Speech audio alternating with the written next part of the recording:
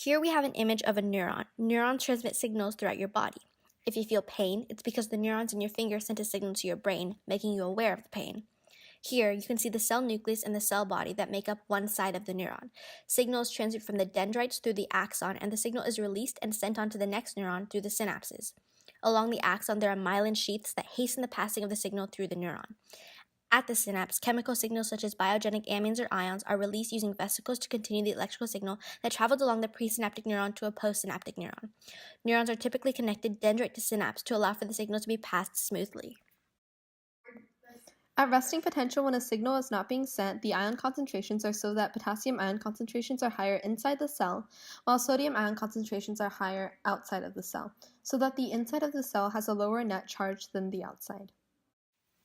To keep this balance of ions, there are a large number of potassium channels, a small number of sodium channels, and a sodium-potassium antiport that pumps out 3 sodium ions for every 2 potassium ions pumped in. As a result, potassium ions do not tend to move at resting potential due to the opposing electrical and chemical gradients, while sodium ions tend to move into the cell due to their electrochemical gradient, but do not do so in large quantities due to a low number of sodium channels. After an action potential occurs, which will be discussed later, these channels and pumps will maintain the normal state of ion concentrations. Here's a membrane potential versus time graph of a neuron going through an action potential.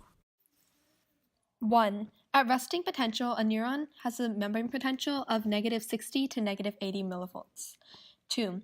As the neuron begins to receive excitatory electrical or chemical signals, the membrane potential gradually rises until it reaches a threshold, where the change in voltage is sufficient enough to open the voltage-gated sodium channels, which creates the huge rise in the graph as shown in number 3. 4 and 5. The membrane potential then peaks at 30 millivolts while potassium channels open to let potassium ions out of the cell, lowering the membrane potential to below the normal resting potential. 6. This is hyperpolarization of the membrane, where the neuron is unable to have a second action potential, thus preventing signals from traveling backwards. The botulinum toxin is a neurotoxin produced by the bacteria Clostridium botulinum.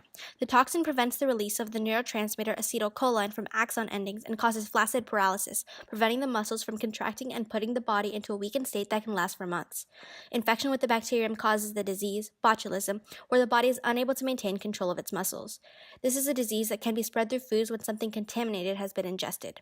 However, the botulinum toxin is also used in beauty treatments and is known as Botox.